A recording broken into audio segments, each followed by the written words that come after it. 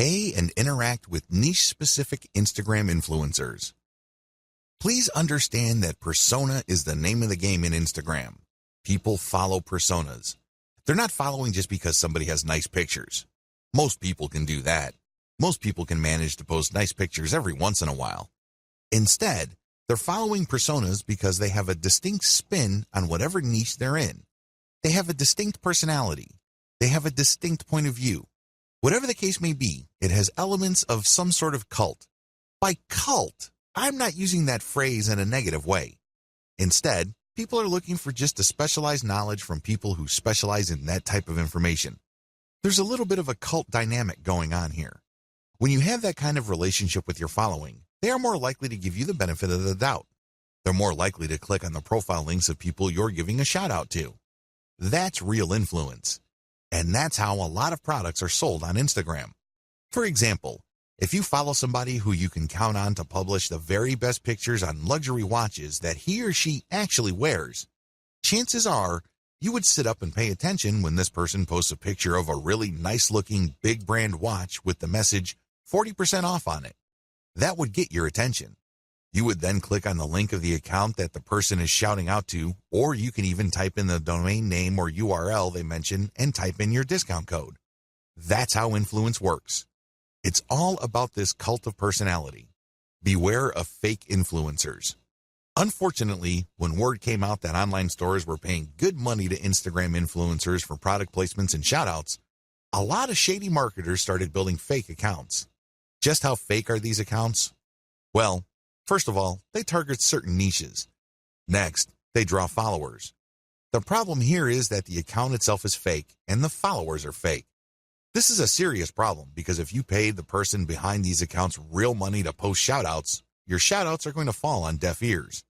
Nobody's going to pay attention. Why? Most of their followers are fake. They're driven by software. They don't exist. They definitely don't have credit cards. Do you see how much of a headache this could be? It is no surprise that a lot of big global brands are now stepping away from Instagram influencers because they're getting tired of being faked out. Real influence means real engagement. So how do you make sure that you pay and interact only with real niche-specific Instagram influencers? Well, it's actually not all that hard. You only need to look at the public statistics of these accounts. You can see the amount of engagement their content gets. You can also see how many followers they have. You need to measure the total amount of engagement they get by dividing that number by the number of followers they have.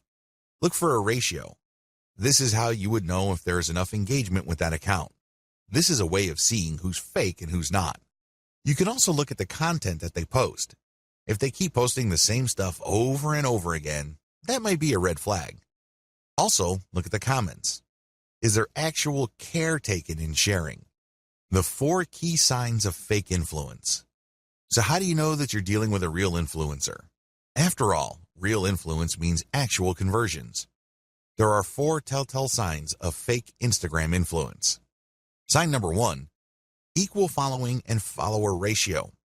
If you notice that an account follows a lot of other accounts while enjoying a large following, this should be a red flag. Chances are they just followed a lot of accounts, so these other accounts would follow them back. Those people may be real, but they're not interested in what this account is posting because they're just following back out of courtesy. That's fake influence. Sign number 2, low engagement ratio. If you notice that this account posts a lot of content, but the engagement ratio is low, this is a red flag. If your account has real followers, there should be a certain level of engagement. It's not like all your posts are going to suck. If you notice that this account doesn't really get that much engagement, that should be a red flag. Sign number 3, they obviously ask for money. If it's obvious from the profile description of the niche-specific account you're trying to buy shoutouts from that they take payments, you might want to pay attention. Look at how they describe themselves. If they make a big deal out of the fact that they're selling shoutouts or they want you to get in touch with them so you can take out an ad, be very suspicious. The very best influencers on Instagram are those who are hobbyists. These are people who are just very passionate about a particular topic. They don't really care about getting paid. They just eat, sleep, and live the topic. Maybe it's travel. Maybe it's women's fashion. Maybe it's luxury watches. Maybe it's sports cars. Whatever the case may be, they are hobbyists. They are passionate about that topic, so they post picture after picture of that topic. Those are the people you should gun for. Be very suspicious of people who are all about the dollars because there's a strong chance that they put up their account just so they can get shout out and other influencer ad revenue. I'm not saying that this should completely disqualify them, but there's a higher incentive for them to fake stuff because there's money on the line. Sign number 4, no niche specialization. If it turns out that this influencer account tends to rotate among different niches, this should be a red flag to you. What this person is doing is that he or she is trying to get the attention of advertisers from different product niches that they know advertisers normally target. This person doesn't really have a focus.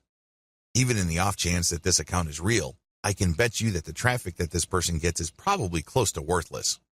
Start with a slow and low buy. The first thing that you need to do is to get a massive list of influencers out there and then contact them. Now, I'm assuming that you have filtered out fake accounts. Contact them. The name of the game here is volume. Try to get as many different influencers as you can and contact them.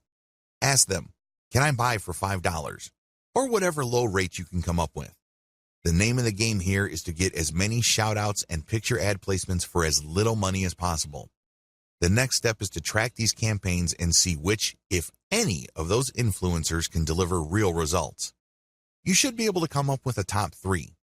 If you, for example, have 100 influencers running your ads and doing shout-outs, you should be able to identify the top 3 in terms of conversions.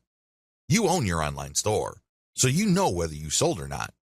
You know whether you moved a product or not. You should also use specialized discount codes so you can track who is actually selling. Pick the top 3 and pay them more for exposure. This is how you maximize your results. So, you start out low and slow, and then you scale up the campaigns that actually produce the desired result.